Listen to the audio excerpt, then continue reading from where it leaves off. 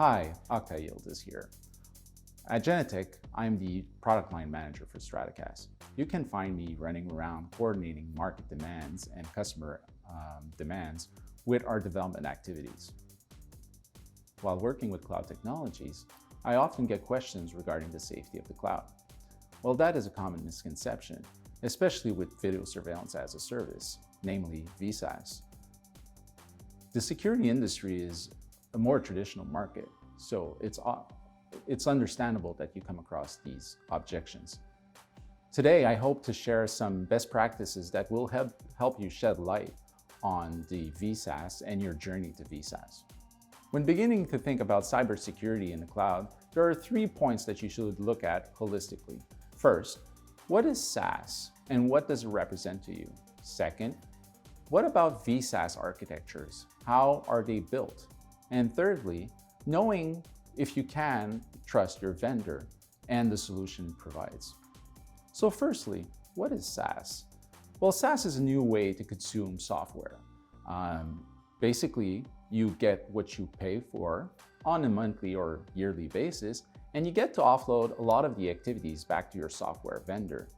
For example, deploying hardware, applying maintenance, patches, upgrades. By offloading most of these aspects to the vendor, you get to concentrate on your business and the outcomes that you want to generate with your business. Another thing that could be offloaded to your vendor is the cybersecurity aspects or the efforts in the cybersecurity aspects that need to be entrusted back to that vendor to develop a cybersecure and reliable software. Secondly, when you look at the different VSaaS architectures out there, not all of them are created the same way. Some solutions are offered as a camera that connects to a cloud service with no hardware in between, while other solutions have a piece of hardware or an appliance that could be either a network gateway or a local recorder, or even a combination of both. Keep in mind that the moment you introduce a new piece of hardware in your architecture, that could be an entry point from cybersecurity aspects, so it could become a vulnerability. It is imperative for you to determine if that piece of hardware follows strict standards, if it's cyber secure, so it will be very important for you to vet it out if you decide to go that route. The last piece is most probably the most important piece. By using a SaaS solution or VSaaS solution, you offload a lot of the control back to the vendor. So establishing a relation of trust with your vendor is super important. Ask yourself some of these questions. Does your vendor use a cloud service provider that's reputed, that follows standards? For example, Microsoft Azure.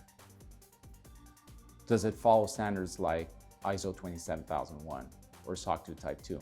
Do they have practices to verify that their software is secure, such as penetration tests, and follow up on those penetration tests? Where does the data reside? Can they guarantee it's going to reside in a region? And what about privacy of that data? Do they conform to GDPR or the California Privacy Act? All of these things are crucial to determine that relation of trust. And it is important that you fully vet out your vendor and the hardware solutions that they use, software solutions that they use, so you don't get into any surprises in the long run. Keep in mind these 3 points. Is SaaS good for you? Is the VSaaS architecture proposed good for you? And can you establish that relation of trust with that VSaaS provider? Thank you. I hope this helps you in your journey to the cloud.